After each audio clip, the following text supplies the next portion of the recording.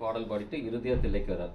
இறுதியாக தில்லைக்கு வரக்குள்ள இரவு நேரங்கிற வாசி எங்கே தங்கர்னு தெரியாமல் இருக்கக்குள்ள இங்கே இருக்கிற யோக விநாயகர் தான் அவர் ஆட்சிட்டு வந்து தங்க வைக்கிறார். இங்கே இருக்கார் அவர் தான் இங்கே ஆட்சிட்டு வந்து தங்க வைக்கிறார். அப்போ இதெல்லாம் டோட்டலி தில்லைவனக்காடு. அதனால் சுவாமி வந்து தில்லைவனக்காடாக இருக்குங்கிற வாசி வரண் அமைச்சு தங்கிறார். ஏன்னா இங்கே புலி நடமாடி கொண்டு இருக்கிற இடங்கிறாங்க. புலி மீன்ஸ் யாருன்னு கேட்டிங்கன்னா வியாக்கரபாத முனிவர்.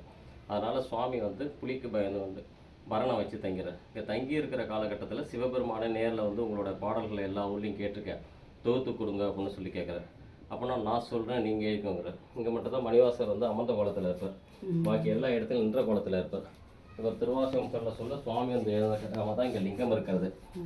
திருவாசகத்துக்கு ஒரு காதார், ஒரு வாசகத்துக்கு ஒரு காதார் இருக்கிறாங்களே, அதே போல் ஒன்றை போய் முடிக்கக்குள்ள எழுதியதில் பட அப்படின்னு சொல்லி பெருமான் கையப்பம் செஞ்ச இடம் இந்த இடம். அப்போதான் பார்க்குறாரு வந்து எழுதினவர் இறைவன் தெரிஞ்சோடனே எல்லா சூடையும் கொண்டு சபையில் கொண்டு வச்சுடுறார். சபையில் கொண்டு வச்ச பிறகு மறுநாள் காலில் பூஜைக்கு வந்த அடியார்கள் அந்தனர்களுக்கெல்லாம் பொருள் புரியாமல் தருமாண்டு இருக்காங்க. அப்போ சுவாமி அசராக சொல்கிறார், இந்த மாதிரி எழுதினவர் தில்லையின் வட திசையில் வர்ணசாலையில் இருக்கார், அங்கே ஆனி மாதம் மக நட்சத்திரத்தன்னைக்கு போய் கேளுங்க அப்படின்னு சொல்லி. அப்போ அந்த ஆனி மாதம் மக நட்சத்திரத்தன்னைக்கு அடியார் பெருமக்கள்லாம் வரக்குள்ள அடியார்களோட அடியாராக கூடவே கிளம்பி சிவபெருமானம் வரார்.